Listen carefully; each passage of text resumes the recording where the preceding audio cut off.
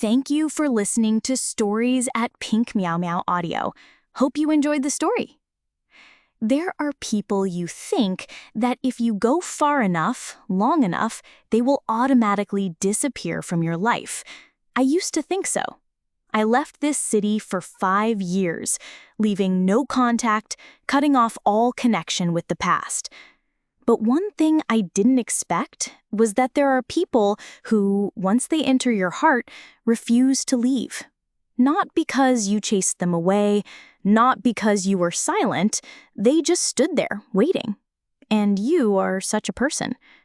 I returned on the earliest flight from Paris, dragging a suitcase and a heart that I had sewn together with all sorts of dry logic for 1,825 days. Stepping through the automatic doors of the international airport, I raised my head and took a deep breath. I told myself, it's just about going back to my country, to my parents. There's nothing to be afraid of. Then I saw him. Not an illusion, not someone like him, but him. Go Dutan Eng stood leaning lightly against the railing, waiting. Hands in his pockets, white shirt neat as the last time I saw him. He was still as tall, as thin, and seemed somewhat more mature, but his eyes were still exactly the same as the year I left. Calm, gentle, and stubborn to the point of fear. I stood frozen in place in the middle of a crowded airport. Amidst the constant announcements and the screeching of suitcases, I felt like a lost 17th grader. And the only person I want to call out is the one I've been avoiding all these years. He walked towards me step by step, his eyes never leaving me for even a second. He stopped about a meter away from me, close enough for me to smell the familiar mint scent, the scent that once made me cry all night in a foreign dormitory. "Are you still going to avoid me?" His voice wasn't loud, but it was enough to make me feel the air in my lungs, then a little. I swallowed and forced a smile. "I thought you would forget." He tilted his head slightly, his eyes never leaving me. "You've been standing here every year." On this exact day. I was confused and took a step back, tightening the grip on the suitcase strap. At that time, I only had 2 choices, either burst into tears on the spot or turn around and run away. I chose the second option, but as soon as I turned away, he called my name, not Tong Nu Jiao, but the way he used to call me when we were still in love. Jiao Jiao. I stopped. No one had dared to mention this name for the past year. I myself didn't dare to make a mistake in my head, because just thinking about it made my heart ache, as if someone was tearing it apart. "He took me home," he said calmly, as if it was a matter of course. I didn't refuse because I knew clearly that even if I called a taxi to go ahead, he would still chase after me. Not noisy, not clinging, but somehow he was always there. There was a terrifying silence in the car. I sat in the passenger seat, my hand still clutching the strap of my bag, as if I was ready to jump out of the car at any moment. "Are you doing well?" he asked. His eyes were still looking straight at the road. I nodded, so small that I couldn't be sure I'm telling the truth. "I know you're coming back," he continued. "No need for me to confirm. From the first time I told you that my mother likes to eat mung bean dessert in the airport supermarket. Every year he buys a glass, standing at the exit. If you don't show up, I'll take you back to reserve a room in the old apartment, still holding the key." I turned to look at him. "You were crazy," I said. He smiled very slightly. "Yes, I've been crazy since you disappeared without saying anything." We stopped in front of the boarding house. He got out of the car to help me pull the suitcase. "You don't need to do that," I said in a slightly stiff voice. "I know, but I want." I bit my lip and said nothing more. Before I entered the door, he stood behind me, his voice lower than usual. "Jiao Jiao, if you're back, don't leave this time." I couldn't sleep that night. I stared at the white ceiling, his voice still ringing in my ears. Old memories, like a flood of water, come back piece by piece. I remember the first kiss on the rooftop of Block B, under the first shower of the season. I remember the night I left without saying goodbye to anyone or leaving a message for you. At that time, I thought she had the whole world. He would forget me very quickly. I didn't know that he had argued with his father because of me. I didn't know that he had been up all night looking for me, but when he got to the airport, my flight had just taken off. I didn't know anything because I never asked. At 1 a.m., I opened my suitcase and took out a small box. Inside was the only photo of me and him together, printed at an old photo shop. The edges of the photo were yellowed. We looked like children standing innocently shoulder to shoulder. The look in his eyes then is the same look he gives me today, slowly and quietly, as if all his life he only looked at me. I stroked the photo lightly, my fingers trembling slightly. "Miss Douton," I whispered, "I should have forgotten you." I stayed up all night. For the first time in a long time, I let myself remember. There are memories that no matter how hard you try to bury them deep in your heart, just one look, one voice, one name is enough to make them burst out, not being contained anymore. Gu Yu-chan and I met the year I transferred to Qingha Private High School, a place where there was almost no room for outsiders. I'm the daughter of the Gu family's maid. My father passed away when I was in 8th grade, and my mother raised me alone for several years. She worked for hire in many places, finally settling down at the Gu family home, cooking, cleaning, planting trees, raising dogs, all by herself. "President Ko-ba, you seem pleased with my mother." One year, he decided to reward my mother by giving me a free place at the elite school where his son was also in 11th grade. I went there with a faded backpack, worn-out sneakers, and an identity that just hearing my name made others turn their heads and look at me with pity or disdain. The maid's daughter. I thought I would survive at first. I study well, don't cause trouble or interfere in anyone's business, but I underestimated one thing. My existence, no matter how silent, was still a thorn in the eyes of those living in a velvet bubble.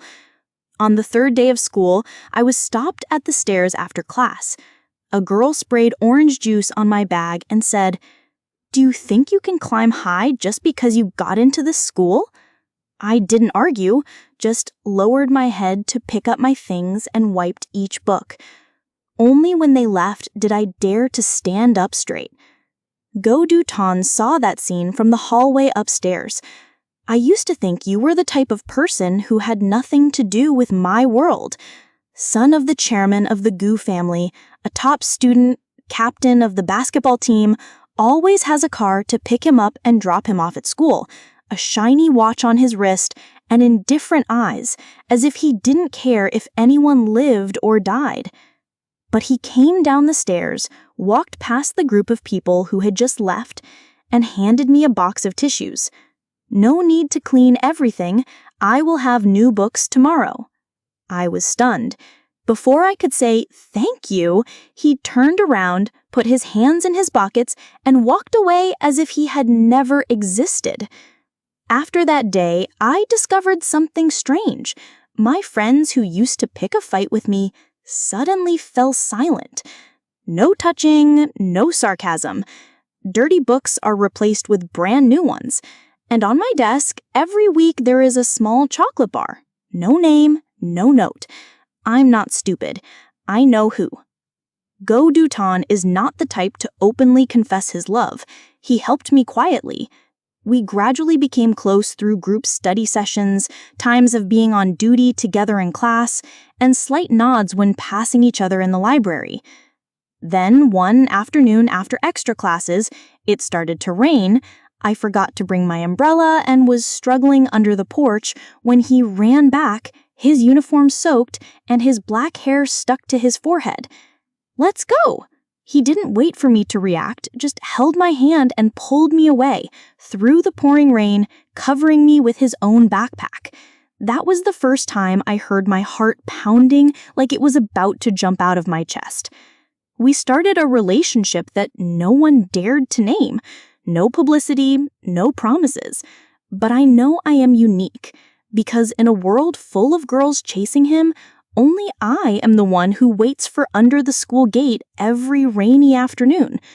We had many first times together, going to the movies, sitting in the back of the theater.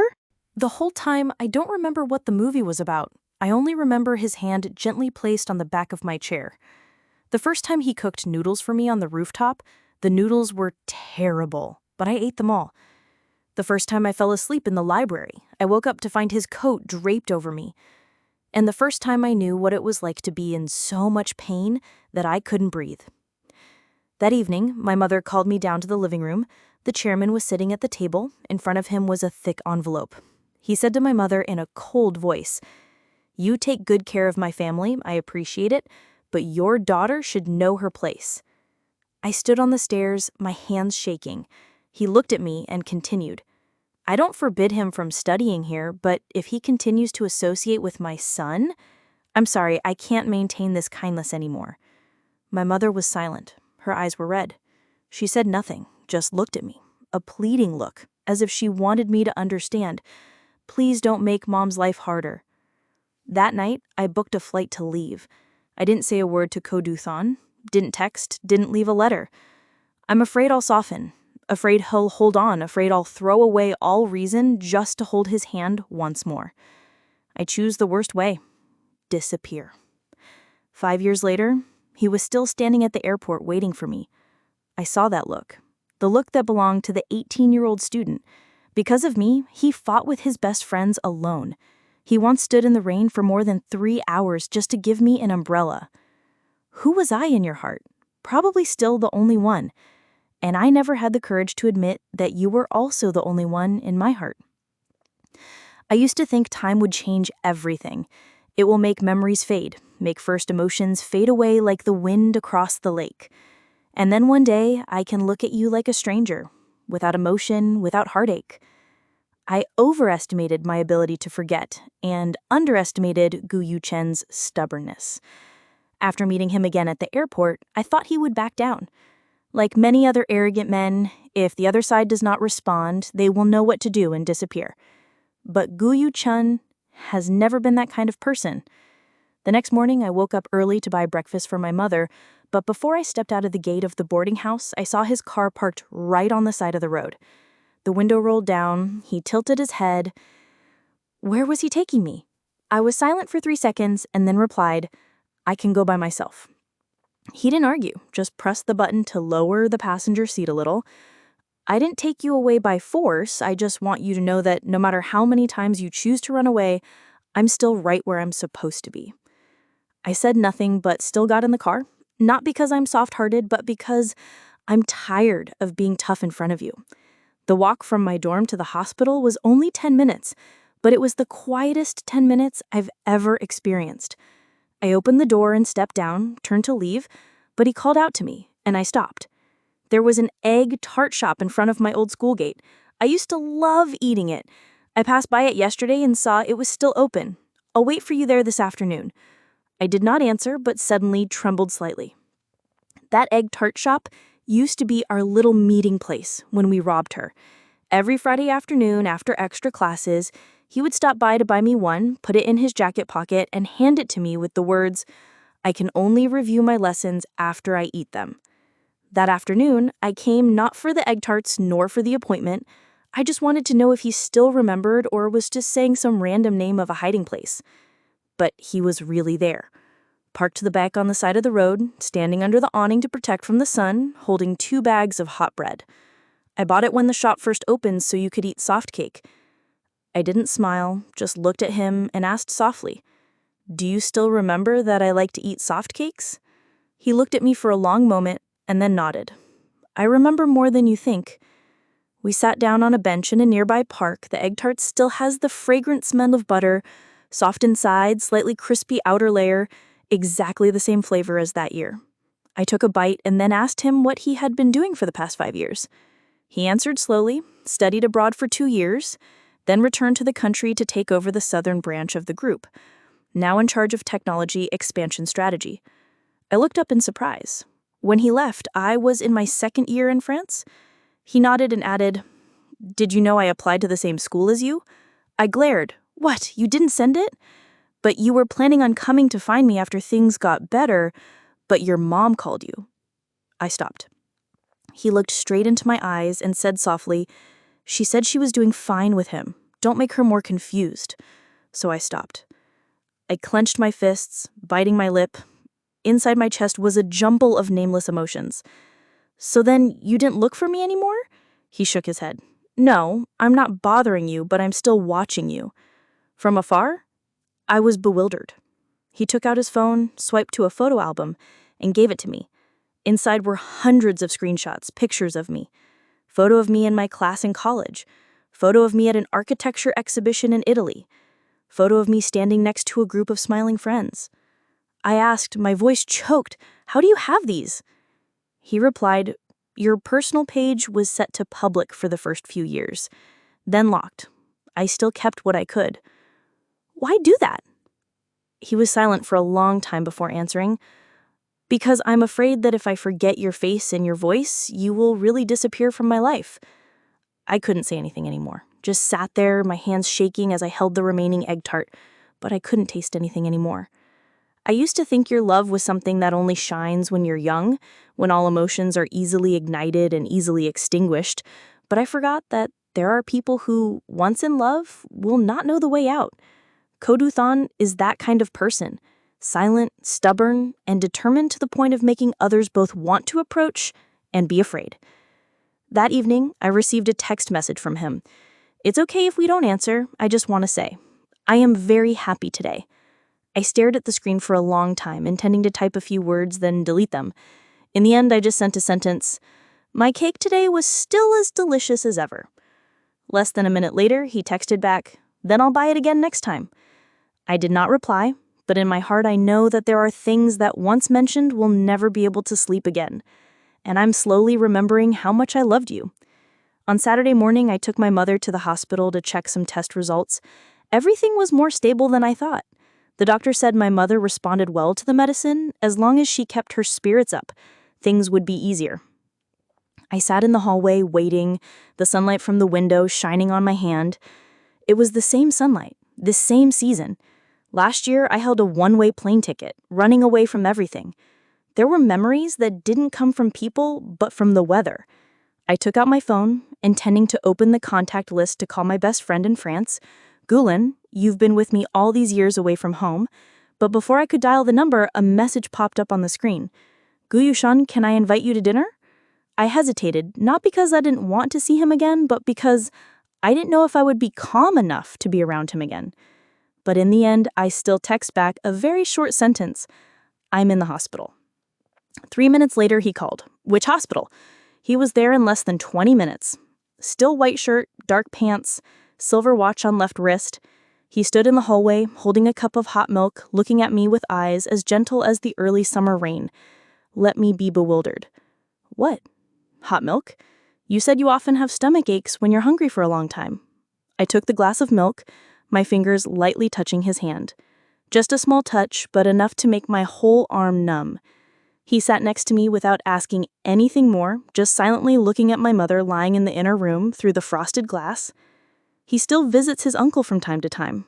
He spoke in a low voice, but he never mentioned me. I looked over in surprise. Why didn't my mother say anything? Maybe you want to respect me? That evening, we had dinner at a small Italian restaurant in a quiet alley. Warm yellow lights, melodious music, just like the evenings in Paris, where I once thought I would live forever without returning. I ordered a portion of mushroom cream noodles, an old dish I used to eat when I was studying abroad. He sat across from me and poured me water, his hand still keeping the habit of gently rotating the glass as if he was thinking about something. "Who do you live with over there?" he asked, his eyes not searching, just genuinely curious. I nodded slightly. "A classmate named Kolan." He paused a bit when he heard the word "ko." "Not lover," I said quickly. realizing the misunderstanding. Just the same last name. She's my best friend. I don't know if I was rushing to explain because I wanted him to understand or because I couldn't stand that look. He nodded, but did not ask further. I saw him smile softly, a little relaxed. That's good. I lowered my head to eat noodles, intending to change the subject, when at that moment my phone lit up, the screen showing the word Louis, the name of another close friend in France. But for some reason, when I quickly turned off the screen, Gudu Thon raised his eyebrows slightly. Boyfriend? I charged lightly, quickly put the glass of water down. No, it's not true. I looked at him, and his eyes was something fragile, not jealousy, nor anger, but insecurity, an emotion that rarely appeared in a calm man like him. We used to date, but only for a few months. Now we're just friends. He nodded slightly, relaxing his shoulders a little, but then took a sip of water and looked at me. What about you? What did you think I was this past year? I was silent. What was I thinking? I used to think you forgot me, that you would love someone new, get married, live a life without me. And that was right. That was reasonable. I wanted him to be happy, but I didn't know that imagining him kissing another girl would tear my heart apart. I don't know, I answered honestly. I used to think I had gone too far to ask how you were doing. He laughed, a light laugh, but it made my eyes sting. You know, that year his friends said he was stupid. They asked, "Why don't you hate me?" He said, "How can you hate someone you still love?" We left the restaurant when it was completely dark. The streetlights come on. The summer wind carries the strong and gentle scent of early season milk flowers. Before we parted, he asked me if I still intended to leave here. I didn't answer right away, just looked into his eyes, the eyes I used to avoid, thought I had forgotten, now became the only place I wanted to return to. If you say you don't know I'm slow, will I still wait? He looked at me and nodded slightly, each word like a nail hammered into my heart. I've been waiting for you for 5 years. Knife if you need more time, I can still wait. That night, I opened the old photo album on my phone. Photos of me in Cologne, photos of Paris streets, photos of a lake with yellow leaves in autumn. And one night at the cinema, I secretly took a photo of the back of a boy whose face was not clear, but I still recognized that posture. Guyu Shen, no matter how much time passes, I can never mistake you for anyone else, because in my heart there is only one person, enough to make me miss, fear, hurt, and want to run back. The next morning, I got a phone call from someone I didn't expect to call me. That person is Colin, my best friend during my years in France, and also a distant niece of Ko Du-thon's family. There is something I have kept from you for many years. Colin's voice on the other end of the line dropped, but perhaps it was time for him to know. I stood in the middle of the hospital hallway, my hand shaking slightly as I listened to her continue. The person who stopped the remaining gods from coming to find him that year, not only his mother. I was stunned. I happened to hear it at a meeting of the Ko family. His father, Chairman Gu, once told a few of them, "I gave that girl a very understandable choice. She chose the right path. Knowing what's good is good." I couldn't breathe. At that time, I didn't dare say anything because I was afraid you would be hurt. But actually, the year you went to France, there was a time when a ghost came to school and stood outside the lecture hall for 3 hours just to see you, but you didn't show up, and after that time, I saw him drinking alone for the first time in his life. He said, "She hates me." I hung up the phone with my whole body numb. It turned out that I wasn't the only one who was hurt that year. That night, I went to the old house where my mother used to work, and where I grew up as a maid's daughter. Even though she wasn't there anymore, Auntie Lin, the gatekeeper, still recognized me. "Oh my God, Diodao, is that you?" I nodded. She led me into the back garden where I used to sit and draw with chalk on the old brick floor when I was little. She poured tea and sighed. "Do you know, when you left, young Master Yushen almost got into a fight with his father." I opened my eyes wide. His father said, "You're not qualified." But the young master only said one sentence, "So let's see who will be the one to spend it." Then he moved out, not touching any of the Gu family's money, only taking with him a photo of me. I looked at the cup of tea in my hand, the rippling water reflecting fragments of memories. I thought I was the one who left it behind, but I didn't expect the one who was left behind was him. I called my mother. "Mom, what did you say to him that year?" The other end of the line was silent for a long time. My mother exhaled as if she had been hiding it for too many years. She told him that I was fine, that I didn't want to see him again. I choked. Why? Because she was afraid. Afraid that I would go back and live a life of being despised, being scorned, and being hurt again. She just wanted me to be safe there. But he wasn't like them. Mom knew, but Jiao, Mom used to work at that house. 10 years. Mom knows clearly that if you and he get together, there will be no happiness, only opposition, pressure, and tears. At that time, I was too young. I also had the right to choose, I said, my eyes red. Even though it hurt, I still wanted to feel it myself. That night, I couldn't sleep. I wandered around the old town, through each familiar street, touching each brick on the mossy wall. And then, as if by instinct, I stopped in front of his apartment door. I didn't text first, didn't call, just stood there. A few minutes later, the door opened. He was wearing a white t-shirt, long pants, his hair a bit messy as if he had just gotten out of bed. But he wasn't surprised, not panicked. He just said, "Go in." It was cold. The apartment was still the same, simple, neat, and there was a small corner on the bookshelf where the notebook I drew when I was 17 was still placed. He didn't put it away. I stood in front of that bookshelf, my hand lightly touching the cover of the notebook. On it, the scribbled words I wrote with an eraser were still there. "If you are the sea, I am willing to be a small wing of sorrow, just drifting in the same direction." I turned back to look at him. "Why didn't you that year?" "Not looking for me." He was silent for a moment, then slowly replied, "Because your mother said you didn't want to, and I didn't want to force you." I laughed, but my eyes were stinging. He tried everything but gave up too easily. It's not that I give up, I think. If I need, I will come back. I choked, tears falling without knowing. And if you don't come back, I'll be there forever. Jiao, do not approach, do not disturb, but do not leave. I sat down on the chair, wiped my tears, and whispered, "Have you ever forgotten me?"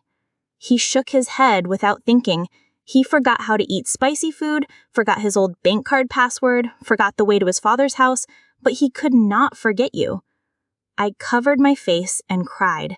Sometimes what kills a relationship is not betrayal, but misunderstanding that lasts too long. To the point where when the truth was revealed, both of them could only hug each other and wonder, if only I wasn't afraid, if only I wasn't silent. But luckily, we still have time, at least one more time. They say when you truly love someone, you won't ask if they are worth waiting for. You simply wait. No conditions, no deadline. And I began to understand that feeling when I sat across from Ko Du-thon in the familiar old room. The yellow light shining on his face, making the angular features suddenly become strangely gentle. I was the one who left without a word. I used to think that if we didn't see each other for long enough, our hearts would automatically close. But it turns out that it is not so. The heart is not closed, it is just asleep. And now it is slowly waking up. I told him in a voice as small as a breath, "I'm not ready yet. Du-thon, you do not ask why not? Force. Take your time." He just nodded, his lips curling into a faint curve. "I know I've been waiting for you all year. Not in a hurry for a day." We started having nameless meetings. Not dating, not friends, not ex. Just a simple late afternoon stroll through a small street, a cup of coffee sitting across from each other, a surprise call when it's raining and someone who is always there. You didn't ask me when I would love you again. You just appeared silently, as if I turned back, you would always be there. One day, I passed by a pastry shop and saw in the glass case a cute little tiramisu cake that I used to love. I sent him the photo via text. "Just kidding. I look really good." Who would buy it for me? Less than 20 minutes later, the door of the boarding house rang. I opened the door and saw him standing there, holding a small box tied with a red bow, his face calm. "Is that you?" I stood there, stunned. Not because of the cake, but because he remembers every little thing about me, even after years have passed. I told this story to Colan over the phone, half jokingly.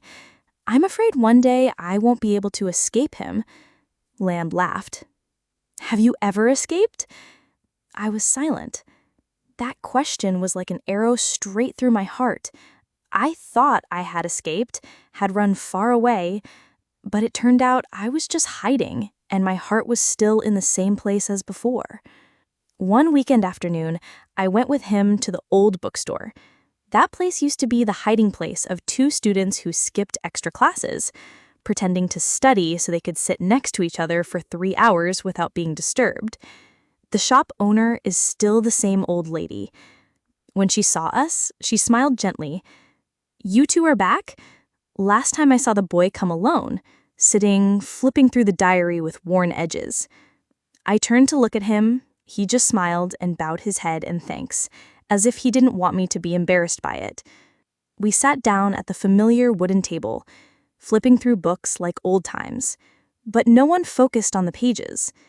I looked at the sunlight shining on his hand and suddenly asked him if he ever blamed me. Because he had left like that, he was silent for a long time, then gently replied, "Yes, but only a little, because most of the time I spend missing you, not blaming you." That sentence made my heart feel like it was being squeezed. Now I ask as a little challenge. Now he is just afraid. He stopped and looked at me, his eyes straight as an arrow. I came back, but left again. That night, I lay in bed, swiping my phone screen. In the photo album, I secretly took a picture of him reading a book. Golden light fell on his face, long lashes casting shadows on his cheeks. I named the photo "The Quiet Man." Because of all the people who have passed through my life, you are the only one who has never stepped outside the boundaries of my heart, even though I have tried to lock it. The following week, I took the initiative to text him, "I have an exhibition tomorrow. No one is going with you? Are you free?" He replied immediately. Without thinking, Yushen just needed me to text him, and he would be free. That day, he showed up 10 minutes earlier than the appointment time. He was wearing a light blue shirt, his hair neatly combed, and he was holding a bouquet of white baby's breath flowers. "Why didn't you choose roses for me?" I asked. "Because baby is a quiet flower like me."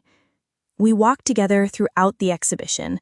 When I explained a painting, he listened attentively, as if I was talking about the whole world. There was a moment when I stood looking at him, tilting my head to look at the painting called "Winter in the Sun." I realized that all year long, I was that winter. Cold, silent, boneless, but there was still a single sun waiting without moving. On the way back, I took the initiative to ask, "If I can't promise you anything, will you still accept to walk beside me like now?"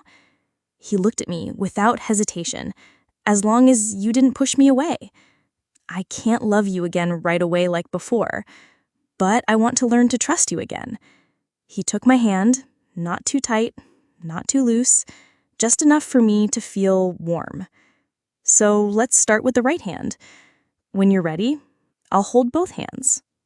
That night, I sent him a photo of the tree where I carved our names when I was in 12th grade. The tree was still, the words are open, but still recognizable.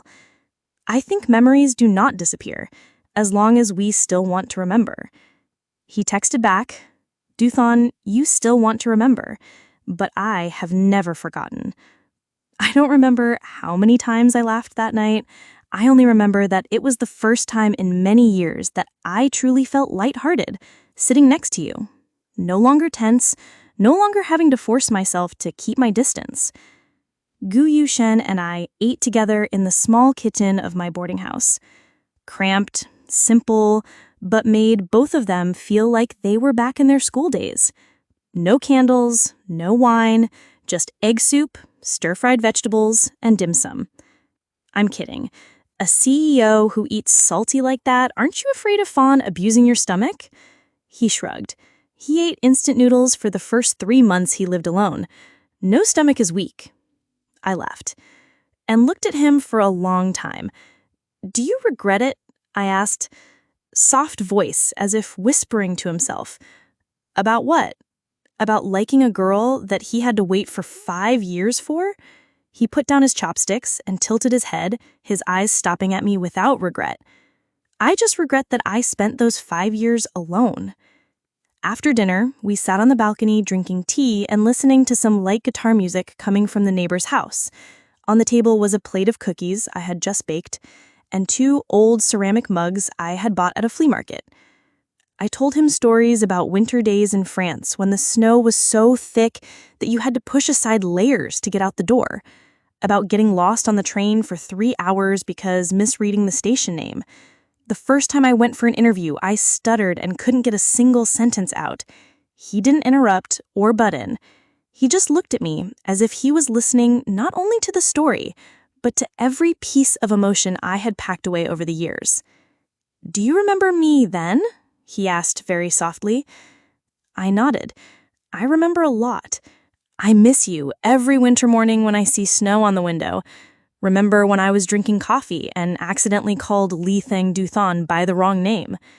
Remember your eyes in my fleeting dreams at night, but I dare not remember anymore. I smiled and gently touched Mep Li's lips. Because the more I miss you, the more I'm afraid I will turn back. He said nothing, just put his hands on the table. The tendons near my hand did not touch, but were enough for me to feel a quiet warmth surrounding me. Do you remember the first birthday present I gave you? He laughed. That mini keychain watch? The hands broke after 2 weeks, but I still have it. I pretended to be angry. You broke it and still claim it as a trophy. He looked at me, his eyes smiling. Tell me? That little fruit remained in his bedside drawer all year. We talked about old stories, things that seemed small, but were a part of our youth, like the story of how he hid from the principal to take me to school on motorbike, the story of me drawing a heart on the back of his exercise book and getting caught. The first time I had a fever, he skipped the whole soccer match to sit and watch me take medicine every hour. I used to think that first love is so immature that everyone will forget. But when I mentioned it again, I felt my eyes burning. Not because of regret, but because I know it's still intact. He took me back to the room, stood at the door, didn't hold my hand, didn't say a word, just a look. Thanks for today. He said, his hand relaxed at his side.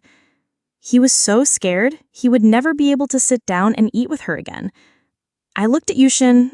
I used to think, if I met you again, I would probably just say goodbye. He paused slightly, but I continued. But now I think I can say one more sentence. What sentence? I smiled. Can we have dinner together many more times? And now it's the only thing that makes me want to try it again. No status, no rush, no starting with what we are to each other. As long as we're still looking in the same direction. A message came almost midnight. Miss Duthon, I'm home. Good night. You smile a lot today. I like to see you like that. I did not answer immediately. It wasn't until the lights in the room were off that I texted back that I enjoyed today too. Good night. Because it's still you. I've always believed that everyone has a drawer in their heart where they keep things they haven't said yet, things they wish they never said. I buried that drawer for 5 years, but Godu Thun kept it intact and wrote it into a letter. That afternoon, he sent me a text message. Duthun, do you understand? I want to take you somewhere. I don't ask where, just text me back. I'm going with you, because now I'm no longer afraid to walk beside you. He waited for me at an old cafe by the lake, where I had my 17th birthday. I looked around in amazement. The decor hasn't changed much. Bare brick walls, dim yellow lights, and soft caustic music playing. But what made me stop was a small wooden box on the table at the end of the corner of the shop. He pushed it towards me.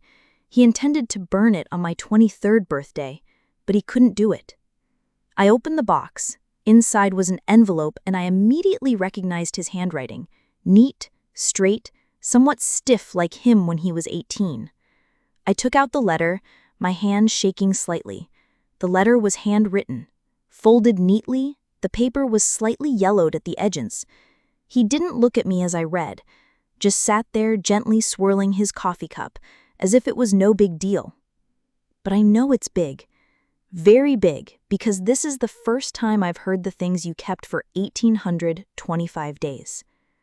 Letter excerpted from original text, Tong Nuk Jiao. If you read this letter, it is probably because I did not have time to give it to you. Today is the day I fly away. He stood at the airport watching the flight announcement change from Bing to Dep, and he didn't know what to do with the empty space in his chest. I don't blame you, but I wish you wouldn't disappear like that.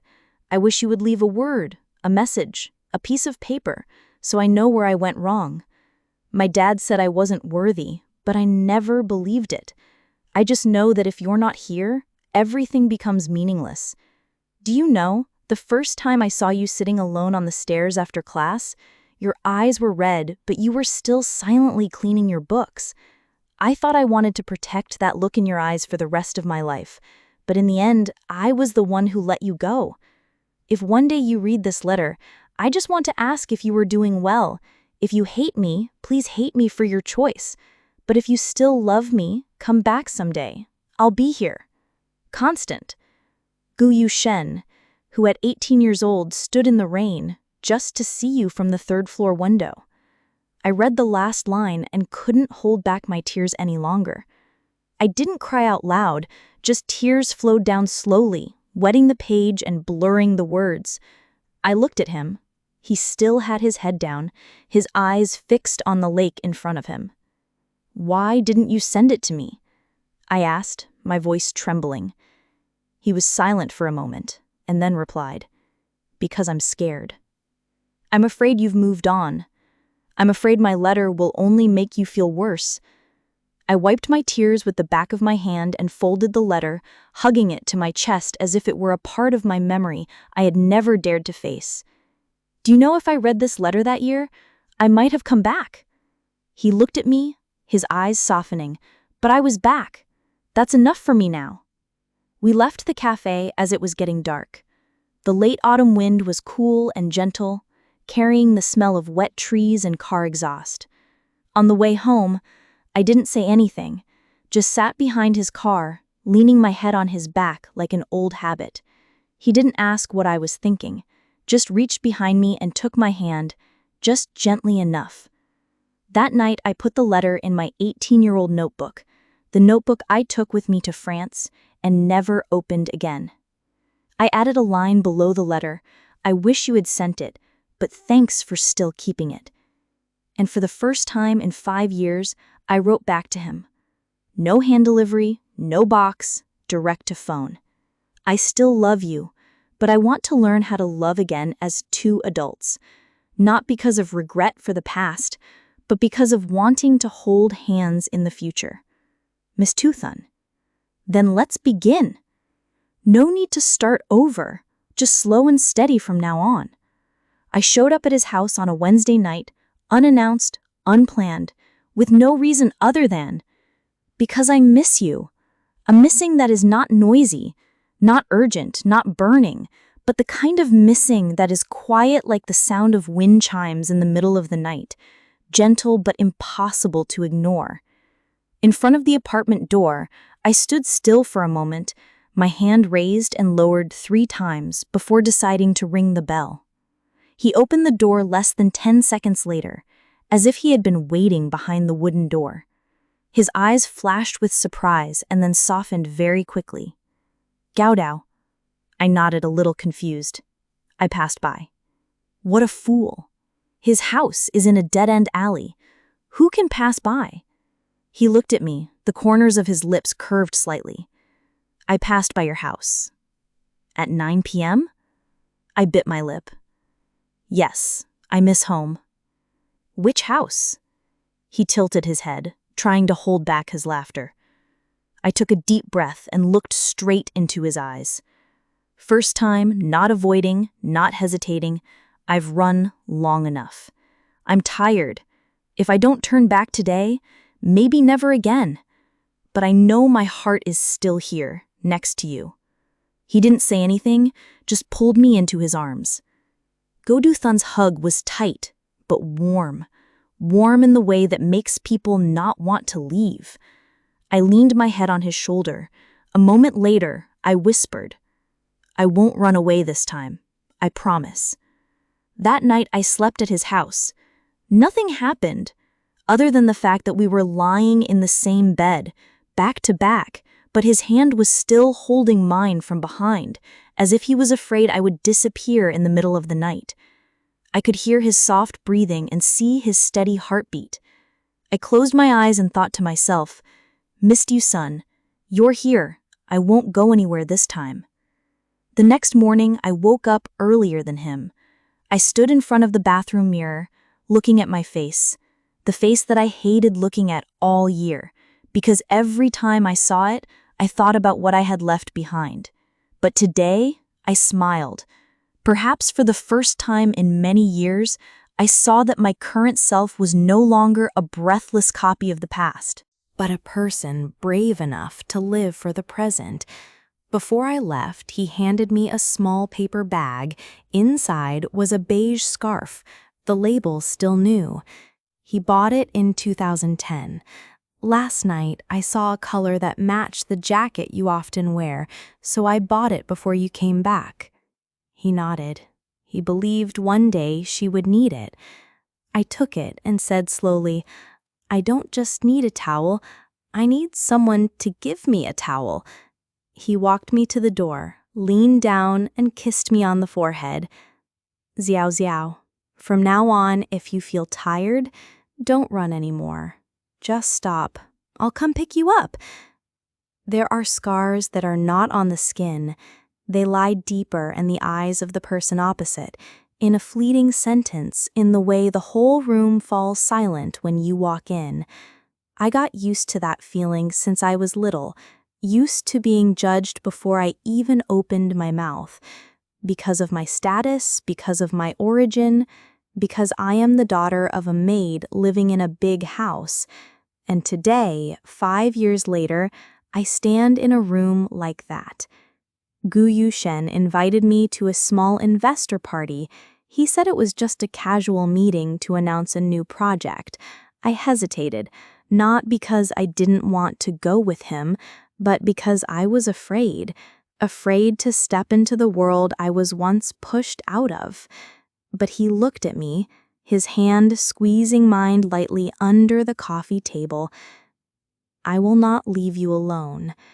I nodded because for the first time I wanted to try to believe that I had the right to stand next to him. The party was held at a rooftop restaurant. The lights were warm, the music was soft. There were only about 30 guests. Most of them were businessmen, investors, or acquaintances in the industry. I walked in, still holding Goduthan's hand. He didn't let go. That was the first thing that made me feel secure, and also the first thing that made eyes start to turn towards me. Not the polite, curious look, but the look that seemed to whisper, is it her? The girl that year? The maid's daughter? I bowed my head, an old reflex like an instinct, but his hand tightened a little as if to pull me back up. A middle-aged woman approached, elegant appearance, black dress, high heels. I recognized her as the wife of the Tring family, who was very close to Goduthan's mother. Yushen, is this your girlfriend? He nodded. Is the one I love. I looked up, my heartbeat pounding in my ears. She looked at me, her eyes darting from head to toe, then smiled faintly. Looks okay? Even though he had not finished speaking, Goduthan interrupted. His voice was not loud, but it was clear make luck. I did not think that was a measure of happiness. I choose someone who can walk with me, not someone for show. The air in the room froze for a few seconds. I turned to look at him. His eyes were still calm, but the hand holding mine was now a bit cold. I know you're shaking too, not because he was afraid, but because it had been so long since he had been allowed to say what he wanted so frankly. The party continued. A few other people came to say hello, shook his hand, and nodded politely to me. Some gazes lost their contempt, but there were still people standing far away whispering, "I wanted to let go of your hand, wanted to avoid you, but you turned around and whispered, 'If you're scared, look into my eyes. I'll follow.'" And it's true that just looking into his eyes, all the surrounding noise opens up. After leaving the party, we walked along the nearby lakeside path. The yellow streetlights shone down on the calm water. I said nothing, just walked silently beside him. Only when I stopped did I softly say, "I'm sorry." He turned around with a slight frown. "For what?" "Because I'm still scared. Because I'm not strong enough like you. Because I left you alone to bear all the gazes today." He was silent for a moment, then stopped and turned to face me. "Tong Yuak Zhao, I don't need you to apologize. I need you to understand we did nothing wrong. If someone thinks it's wrong to love someone outside of our class, that's their business, not ours." I looked up at him, his shadow casting a shadow on the road. "The height is clearly not shaky. I'm just afraid you're tired."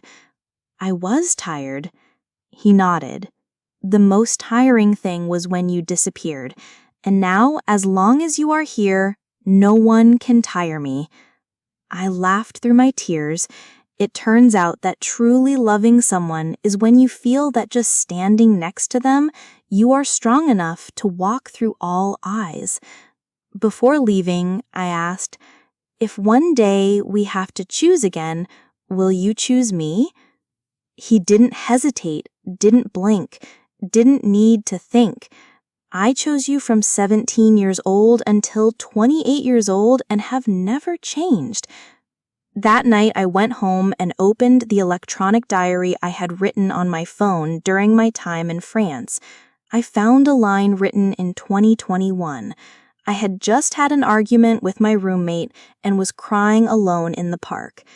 If he was here, he probably would buy me hot milk and tell me not to go hungry. Today, he really did that. Not just hot milk, but a hand that wouldn't let go, even under the harsh gaze of the whole world. I never thought there would come a day when I would take the initiative to tell my mother, "Mom, I'll take Koduthan home for dinner this weekend." My mother stopped peeling the apple and looked at me through her foggy glasses. 1 second, 2 seconds, she said nothing, just nodded slightly. I get it. That silence is not a rejection, nor is it absolute consent, but a sign of a mother who was afraid of losing her child, who protected herself so much that she unintentionally prevented her child from being loved. On Sunday morning, I woke up early not to put on makeup nor to choose fancy clothes, but to go to the market with my mother to choose the food my brother liked. "Is he still a picky eater?" Mom asked, holding a bunch of vegetables. I laugh, but I don't like eating carrots. "Men who don't eat carrots are at a disadvantage." Mom smacked her lips. I laughed a little embarrassed, but also a little warm. Mom doesn't call him that. Mom calling him was already a big step. Koduthan arrived at exactly 11 o'clock, carrying a bag of fruit and a bouquet of white lilies. "Hello, Uncle." He bowed his head and gave the flowers to my mother, his voice serious enough but not forced. My mother received the flowers, just nodded, not smiling but not cold either. "Come in, dinner's almost ready." We eat like a normal family. Mom cooked rib soup, braised pork, stir-fried morning glory with garlic, and a plate of fried tofu. The dish you said you liked best when you were a child. You cook very well. He ate and talked, his eyes sincere. My mother nodded and gave him another piece of tofu. It was the first time I saw my mother do that to a man outside the family. After dinner, I washed the dishes, and he stayed in the living room to help my mother arrange some small potted plants on the balcony. I overheard some of the conversation. "What do you plan to do with her?" Mom asked without beating around the bush. "I intend to spend the rest of my life with her if she agrees," he replied without hesitation. "It has been hurt because of my family. I know, and I won't let that happen again." I stood in the kitchen, still holding the bowl, but my heart felt like a cool breeze was blowing through. That afternoon, before leaving, he bowed to my mother. "Thank you for welcoming me today. I will try not to make Nuak Jiao sad again." My mother looked at him, then looked at me. The girl is like her father. Once in love, she doesn't take it back. Don't let it down. I know I won't. On the way home, I leaned my head on his shoulder in the car, my voice as light as the wind. When I was little, I used to imagine that if one day I brought the person I liked home, my mother would ask me, "Are you sure you won't cry because of him?" "And what do you answer?" he asked, his hands still on the wheel, eyes on the road. I didn't answer. I just knew if you were you, I would dare to cry. He turned to glance at me, smiling crookedly. "So that's a confirmation?" I smiled and patted his hand, declaring my claim. "No need for you to sign. Just stay." That night, I called Kulan, my best friend who witnessed me through the darkest days of Paris. I took him home. "Your mother agrees?" "Not straight, but has food for him." "I've had enough." Lon smiled. "So are you getting married?" I laughed. "Not yet. But if it's this person, I'm not scared." A minute later, he texted back that youth was never lost. We just took a big detour to find each other again. I read the message over and over again and whispered, "This time I will walk by your side without any deviation." One winter afternoon, he asked me to go back to high school. No warning, no reason. He simply wanted to take me back to where everything began. I nodded. No longer the 17-year-old girl who struggled to hide her feelings, secretly looking at him from the window of the next class, nor the 22-year-old girl who had just gotten off the plane and was afraid to avoid him. Now I am the woman holding your hand in broad daylight, in the schoolyard among so many old memories. The school hasn't changed much. The iron gate is still the same green color. The banyan tree in the corner of the yard is still there, only it's taller. Leaves are still falling as much as the year I left. I walked into the schoolyard. My heart ached a little, but it was no longer pain, no longer love, no longer longing, no longer gratitude. "I remember the first time I met you was on the stairs after class," he said, still holding my hand. I laughed. "At that time, I thought you were cold and didn't like anyone, but you still gave me a tissue. I only gave it to you because you wiped the orange juice all over your notebook." "I'm kidding. You lie." He smiled and squeezed my hand lightly. "Yes. I gave birth to you crying, but still tried to bite my teeth not to cry. So pitiful." We went up to the 3rd floor, the old room where I used to study in class 12A4. The classroom door was closed and dust covered the glass, but there were still a few pencil scribbles on the desk at the end of the row. I found the 3rd table from the window and sat down. Touched the table. "I wrote your name here, but then deleted it." "I know."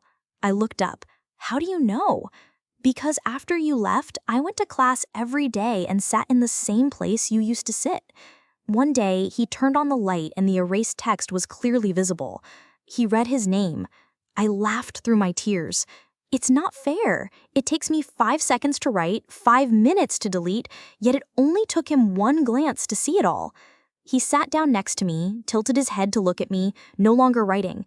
From now on, just sign your household registration book." I was startled. "What are you talking about?" He smiled, stroked my hair, not proposing, just if I was tired of renting a house, his house always had a room and his heart. We left the classroom and walked down the old hallway. On the wall where I used to stand and cry because of my low math test score, you used to secretly leave chocolate. The library door where I used to fall asleep, he answered with his coat. The stone bench at the end of the yard where I first dared to hold his hand. Every memory feels like it happened yesterday, but I'm not the same girl anymore. I'm grown up, and this time, love doesn't need to be hidden anymore. At the end of the day, we sat on the rooftop, the highest place in the school. I turned to ask him if he ever thought about what would happen if we hadn't lost each other. He replied he didn't think anymore, because if we hadn't lost each other, he wouldn't have known how deeply he could love. I leaned my head on his shoulder, laughing in my throat. I also don't regret, because now I love you with all my mature heart, not the immature heart of a 17-year-old. He held my hand, intertwined our fingers tightly, and said softly, "Thank you for coming back. Thanks for staying." A month later, I moved in with him. No announcement, no wedding. It's just that every morning I make coffee for him, and every night he waits for me to come home for dinner. My mother occasionally called and said, "Don't make it suffer." I just smiled. This time, you just make it happy. One evening when I was folding clothes, he hugged me from behind, his chin resting on my shoulder. "What's the fuss? I don't need you to promise to love me forever." So what do I need? Just waking up every morning, seeing you lying next to me is enough. I turned around and met him. My eyes were a little stinging. "Don't promise to wait for me forever." "Why?" "Because I don't need you to be a superhero. I just need you not to leave." He nodded and whispered, "I won't go anywhere anymore. Even if you get lost, I will find you." Perhaps everyone's youth is unfinished, but the most beautiful thing is not keeping it intact, but finding the person who left and daring to walk together again with a braver heart. The moment you returned, I thought I was dreaming. So what now? He smiled and squeezed my hand.